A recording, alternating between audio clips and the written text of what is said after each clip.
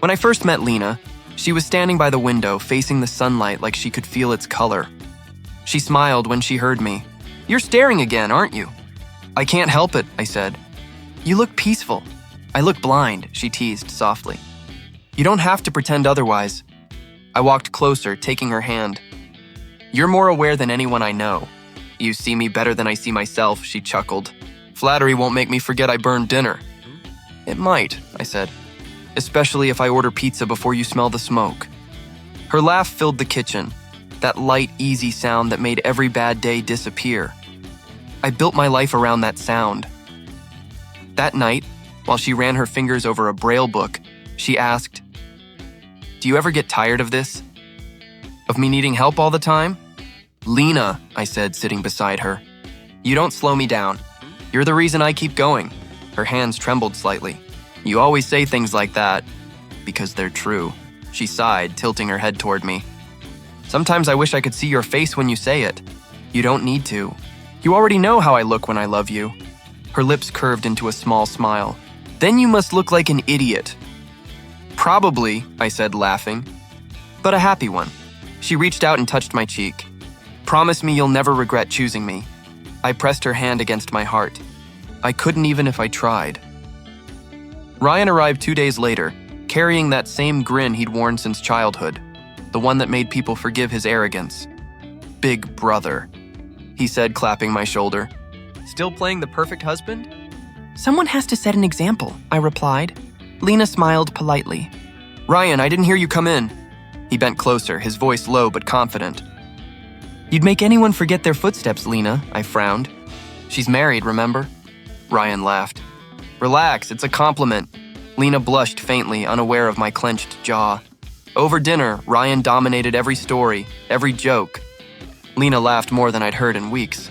I tried to join in, but each laugh felt like a small betrayal, something meant for me, slipping away. After he left, Lena said, "He's funny. You two must have been close growing up." "We were," I said quietly. "Until I realized he only visited when he wanted something."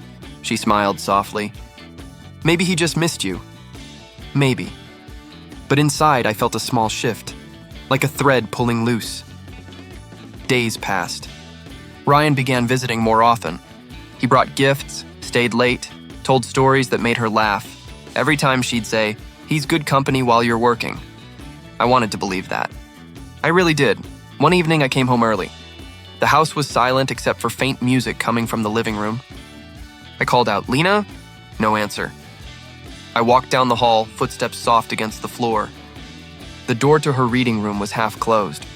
Behind it, I heard her laugh, soft, nervous, followed by Ryan's low voice, then laughter again. Together. I stood there, staring at the wood grain, my pulse echoing in my ears. Her world was dark. Mine was just starting to be. Ryan and I never competed, or maybe I just pretended we didn't. He was the golden one. Better grades, better looks, better timing. I was the one who stayed behind to clean the mess he left. When we were kids, I used to think he'd outgrow it. He never did. "Ethan!" Lena called from the garden. "Ryan's here again, of course he was." I stepped outside, forcing a smile. "You really don't get tired of our boring hill, do you?" Ryan grinned, sunglasses glinting in the sun. "Boring? I get to drink free coffee and flirt with your wife. It's paradise." "Ryan," I warned. He raised his hands. "Relax, I'm joking." Lena smiled faintly, turning her head toward my voice. "You two always sound like you're about to fight." "That's just brotherly love," Ryan said smoothly. "Now, Lena, ready for your therapy walk?" I frowned. "You don't have to do that." "I can," she cut me off. "You're always working, Ethan. It's nice having company." Ryan winked at me. "See? She likes me better." I wanted to laugh it off, but something inside twisted instead. That evening, I met Tom at the diner. He stirred his coffee slowly, studying me. "You've been quiet lately." "Just tired," I said. He leaned closer. "I saw Ryan's car outside your place again." "He's helping Lena with her therapy." Tom raised a brow. "You sure that's all he's helping with?" I glared at him. "Don't start. I'm just saying," he muttered. "Sometimes people hide behind kindness, especially your brother." I wanted to defend Ryan, to call Tom paranoid, but the words caught in my throat. When I got home, Ryan and Lena were in the living room, laughing at something I missed. I stood there for a second too long. Ryan noticed first. "Ethan, we were just talking about your cooking disasters." Lena grinned. "Ryan said you once burned soup." "Yeah," I said quietly. "He was the one who forgot to turn off the stove." Ryan laughed, loud and careless, still blaming me after all these years. Lena's laughter followed, light and warm, and it stung more than it should have. Days passed. Ryan started coming over in the mornings too. He brought flowers, books in Braille, music playlists he said would help her relax. I told myself it was harmless. Family helping family. But every time I saw him lean close to guide her hand or whisper something that made her smile, the old wound between us reopened. One afternoon, I found them in the kitchen. Lena's fingers traced the edge of a cup while Ryan adjusted her grip. "You're getting better," he said softly. "Only because you're patient," she answered. My throat tightened. I cleared it loudly. "Need any help?" Ryan turned, smiling too fast. "We're fine. Just practicing hand coordination." I nodded and forced a smile. "Good, keep at it." Lena's head tilted toward me. "You sound upset." "I'm not," I lied. "Just tired." Ryan patted my shoulder. "You work too much, brother. Let me take care of things here." Something in his tone made me want to hit him. That night, I couldn't sleep. I lay awake listening to the rain, remembering our childhood, the way Ryan always took first place, the way I always clapped for him. I thought I'd stopped caring about winning. I was wrong. The next day, I came home early again. Their voices drifted from the porch.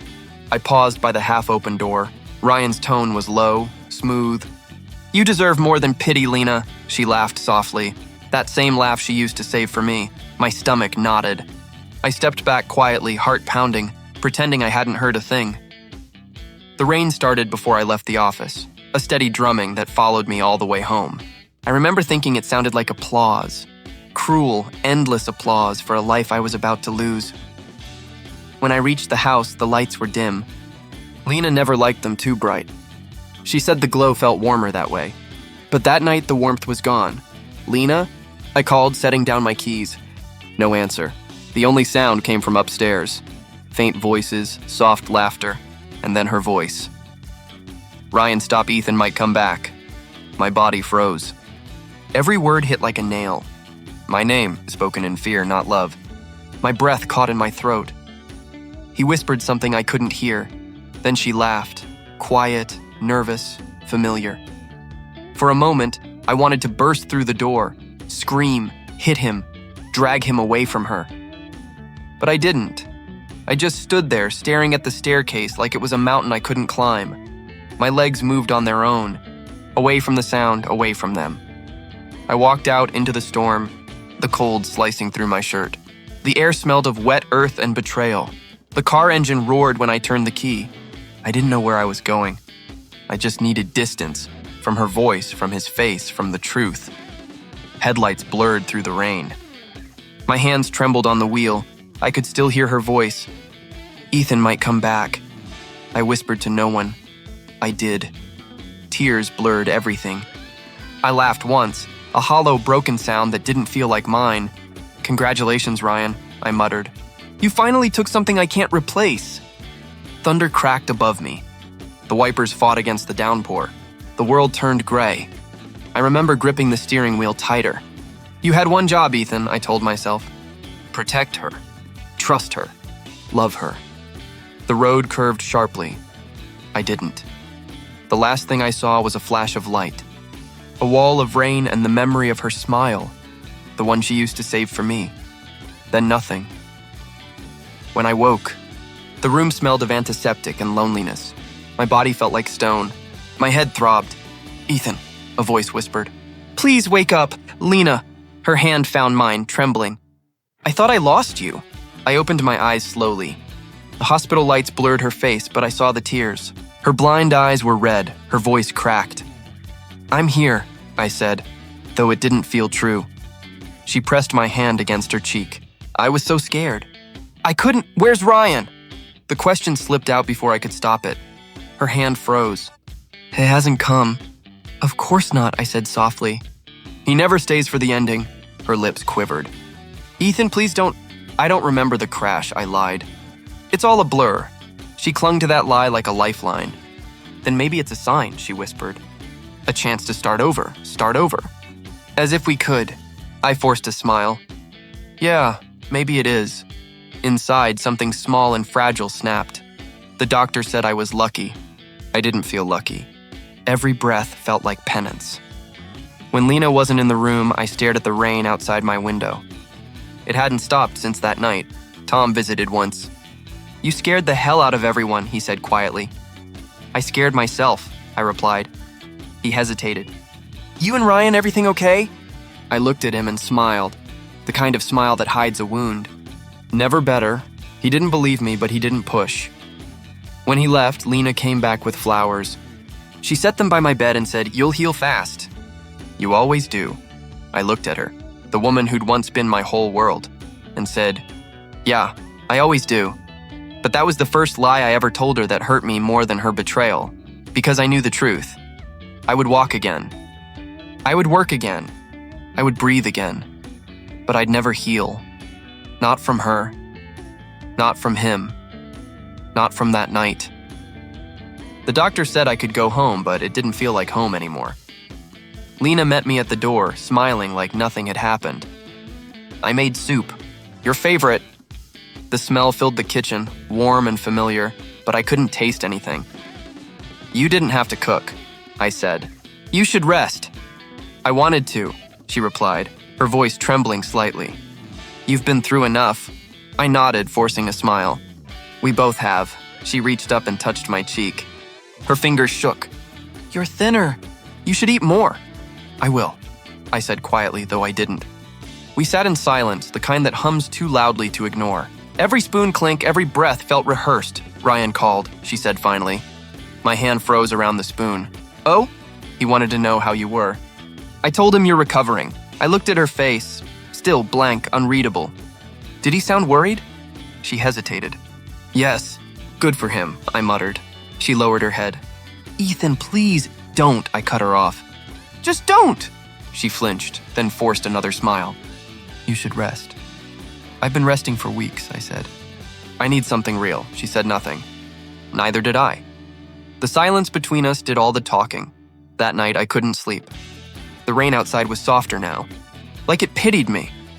I lay there, staring at the ceiling, listening to Lena breathe beside me, steady, calm, as if guilt could sleep peacefully. He took everything, I whispered to the dark, and I let him. The words hung there, bitter and heavy. In the morning, I started writing. Not to her face, I couldn't. I wrote on scraps of paper, on the backs of envelopes, on anything that could hold my thoughts. Dear Lena, I began the first one. I wonder if you ever think about that night, or if it was easy for you to forget. Maybe I should thank you. You showed me how much a heart can bleed and still keep beating. I folded it neatly and hid it in the drawer. By the third letter, the words started cutting deeper. Sometimes I wish the crash finished the job. At least then I'd stop hearing his voice when I closed my eyes. I never signed them. I didn't want her to read them. They were for me, proof that I hadn't gone completely silent inside. Tom visited a week later, his usual grin gone. You look like hell, he said, sitting across from me. I've been busy. Writing? I nodded. Letters. To her? No, to the ghost of what we were. He sighed. Ethan, you can't live like this. I already died once, I said flatly. Now I'm just learning how to haunt. Tom leaned forward. She made a mistake, but don't let it define you. It already did, I said. The moment I heard them together, he rubbed his face. Then at least do something for yourself. Leave. Start over. I looked at the papers scattered across the table. Maybe I will. That night, I wrote my final letter. Lena, if I disappear, don't look for me. You already lost me once. This time, I'm just giving you the space to realize it. I set the letter beside her cup on the table, knowing she'd never feel the words like I did. Then I sat by the window, watching the rain streak down the glass. For the first time, the silence didn't hurt. It just existed, and maybe that was enough to say goodbye. The road stretched out in front of me like an apology that came too late. Rain again. Soft at first, then heavy enough to blur everything ahead. I didn't know where I was going. I just knew I couldn't stay. Lena's voice echoed in my head. Please, Ethan, we can fix this. Fix what? The silence? The betrayal? The part of me that shattered when I heard her whisper another man's name. I turned the radio up, hoping the noise could drown her out. It didn't. The wipers thumped like a heartbeat. Too slow, too human. I laughed bitterly. You always hated when I drove in the rain. Her answer lived in memory. You can't see clearly when everything's crying. I tightened my grip on the wheel. Guess you were right. The world outside was a smear of gray and headlights. I passed the diner where we first met, the one with the flickering neon sign. I slowed down without meaning to. She had spilled coffee on me that day. I remembered the way she laughed, embarrassed and bright. I'm so sorry, she'd said, grabbing napkins and dabbing my shirt. It's fine, I'd replied, grinning like a fool. I was planning to wear coffee anyway. She'd laughed harder, and for a moment the world had felt lighter. Now that same laughter stabbed through me like glass. Where did you go, Lena? I muttered. Or was it me who left first? The rain grew heavier. My headlights barely cut through it. For a while I just drove, past empty fields, closed gas stations, dark houses. Every mile felt like shedding a layer of who I used to be. My phone buzzed in the cup holder. I didn't need to look. I knew it was her. I let it ring. Then again. Finally, I picked it up and whispered, "Why now?" Her voice cracked through the static. "Ethan, please come home." "I'm scared." "Of what?" I asked. "Of losing you," I smiled faintly. "You already did." "Don't say that," she begged. "Please, just come back. I'll explain everything." "There's nothing left to explain," I said. "You and Ryan did enough talking," she sobbed. "It wasn't—" "Don't," I interrupted. "I can't hear lies tonight." "Then hear the truth," she said. "I never stopped loving you." The road ahead blurred completely. My hands trembled. "Then why did you break me?" I whispered. I thought I was broken too. Her words hit harder than the storm. I laughed once, hollow. "Guess we fixed each other by destroying what was left." "Ethan, please pull over," she cried. "You sound—" The horn came out of nowhere. Long, sharp, merciless. Headlights. Too close.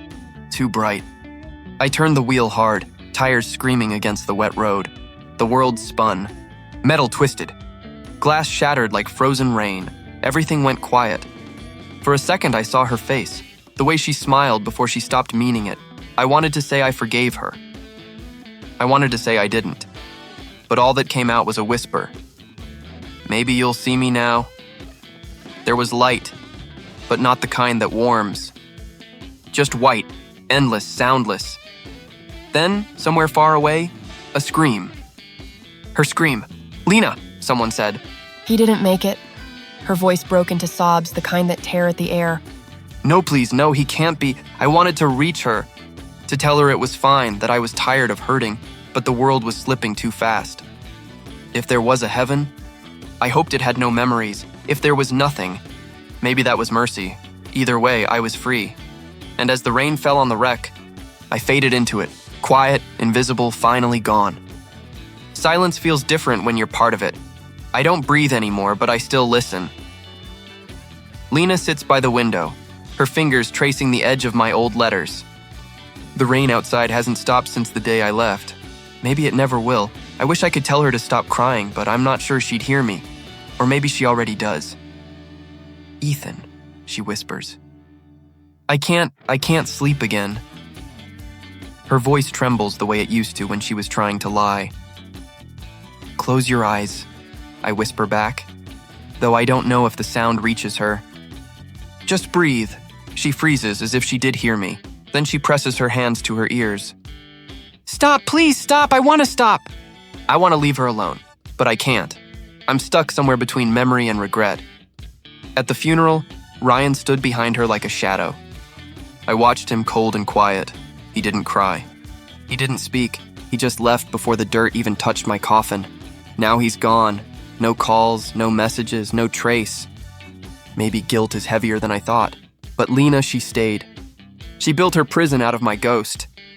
Father Gabriel's office smells like candles and old books. She sits before him, pale and shaking. "Father," she says, "I think he's still here." He folds his hands. "You mean in your heart?" "No," she insists. I hear him. When I sleep. When I wake. Sometimes when I'm not sure if I'm still alive myself. Grief takes many forms, he says softly. Perhaps this is your way of seeking forgiveness. I don't deserve forgiveness, she whispers. He studies her. What would Ethan say if he could see you now? Her lips tremble. He'd tell me to stop punishing myself. But he'd be wrong, I want to shout. You're right about the first part. But my words drown in the church bells ringing outside. Dr. Claire's office is brighter, colder. She writes notes while Lena talks. I can't move on, Lena says. Every time I close my eyes, I see him, hear him. Feel him beside me, Dr. Claire leans forward. You loved him. That doesn't vanish overnight. It's not love, Lena says. It's penance. Then maybe it's time to forgive yourself, the doctor suggests. I can't, she snaps. He's still here. He never left, Claire pauses. And if he has left? Lena shakes her head. Then I'll follow. That night, she finds it. One of the letters I wrote before I disappeared. It's folded inside the drawer beside her bed. The ink faded but still legible. Her hands tremble as she opens it. If I disappear, don't look for me. You already lost me once. She gasps like the words cut her open. No, she whispers.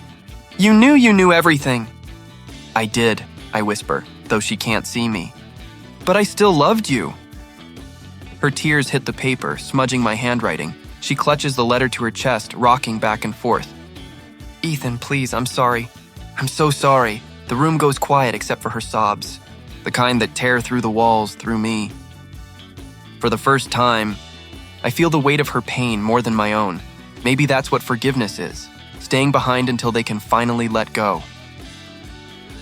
The candle on her nightstand flickers, then steadies, her breathing slows. I whisper one last time, rest, Lena. This time, she doesn't flinch. She just whispers back, barely audible. Don't leave yet, and I don't, not yet. Time moves differently when you're gone. Days melt into each other, but I still see everything. Lena's hair has turned dull, her face thinner. She walks slower now, cane tapping across the same roads I once drove. The air around her feels heavy, like guilt has weight. One morning, I see him, Ryan, standing outside her gate, hands in his pockets, eyes sunken. Lena, he calls softly. Please, just talk to me. She turns her face away. Go home, Ryan. I don't have one. Her fingers tighten on the gate. You made your choice. You already destroyed one life. Don't touch what's left of mine. I'm sorry, he says. His voice cracks, unfamiliar. Everything's gone. The deals, the money it all fell apart. I thought I was winning, but it was all built on lies. She exhales shakily. Then live with them. The way I live with mine. He takes a step closer. Lena, don't, she snaps. You took him from me? You took everything. For a moment, I almost feel sorry for him. Almost. He looks like I did once. Broken. Lost. But this is his turn to drown. Weeks pass. He keeps coming back, but she never opens the door again. I follow him sometimes, not out of mercy, but curiosity. He drinks alone, muttering to himself in parking lots. His phone full of unpaid bills and missed calls. One night, I hear him talking to his reflection in a cracked mirror. You happy now, Ethan? He slurs. You got your justice. I want to answer. I didn't need to lift a finger. Karma has a sharper aim than I ever did. At the same time, Lena sits in Dr. Claire's office again. Her voice is calm, quieter now. I loved Ethan, she says. But I was afraid. Claire looks up from her notes. Afraid of what? Of being left behind.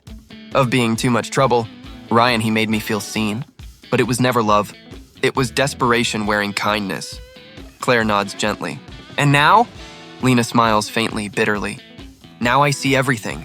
Too late, but I see. The irony cuts deeper than I expected. The blind woman finally sees. She adds softly, Ethan deserved someone braver. For the first time, I don't disagree. One evening, the rain returns. The same rain that once drowned my thoughts. I find Ryan behind the wheel of his old car, eyes glassy, bottle half empty. He grips the steering wheel, muttering, I didn't mean to hurt him. I didn't mean to headlights flash. Tires screech. The world folds in on itself. Metal, glass, silence. I don't move toward him. I just watch. When the flames rise, I whisper, "Now you understand." The symmetry is almost poetic. He dies the way I did, blind to his own destruction. Days later, Lena stands by my grave again. Her coat flutters in the wind, rain dripping from her hair. "They said Ryan's gone," she murmurs, "drunk driving. Like you." Her voice trembles, but there's no anger. Just quiet resignation. "I used to think you were punishing me," she says softly. "But now I know.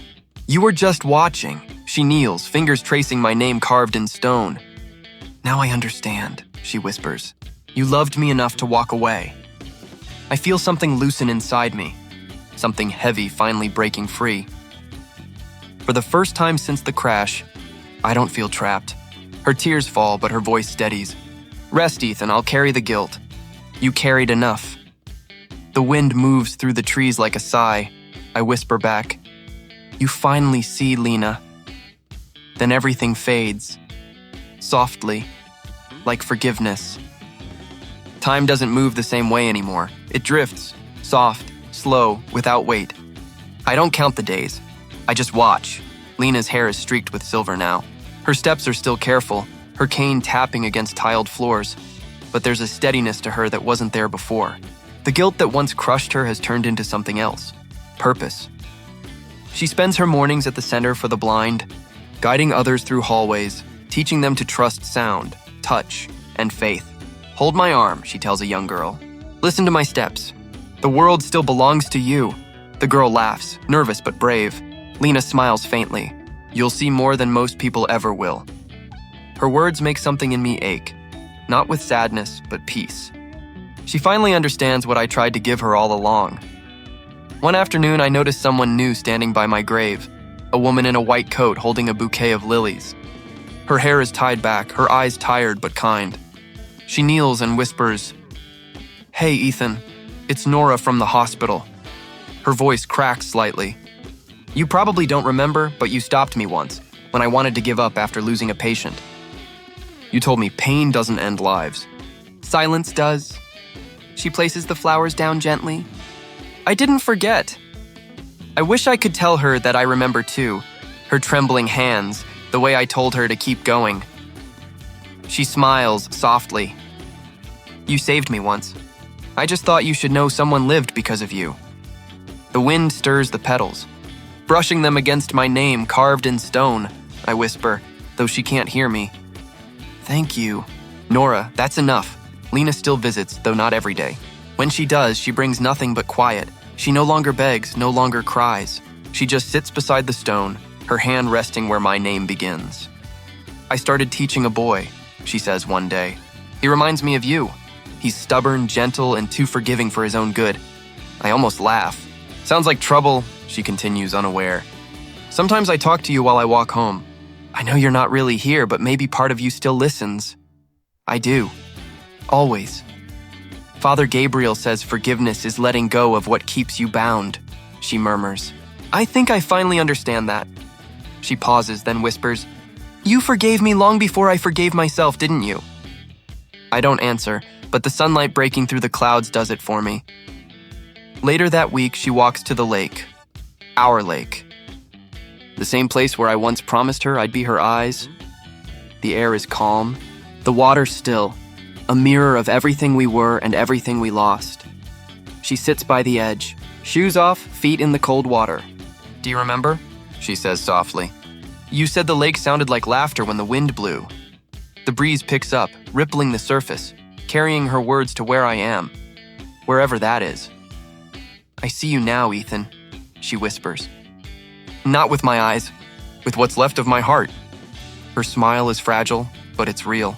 The kind that means healing, not hiding. For a long moment, I just watch her. The woman who once broke me. The woman who's now mending herself piece by piece. Maybe revenge was never what I wanted. Maybe this, her peace, was all the justice I needed. I speak one last time quietly, as the sun dips beyond the trees. Sometimes forgiveness is quieter than revenge. The wind carries my voice, and for a heartbeat, she tilts her head as if she heard it. Her lips move. Goodbye, Ethan. I smile. And for the first time, I whisper as the light wraps around us both, so did I.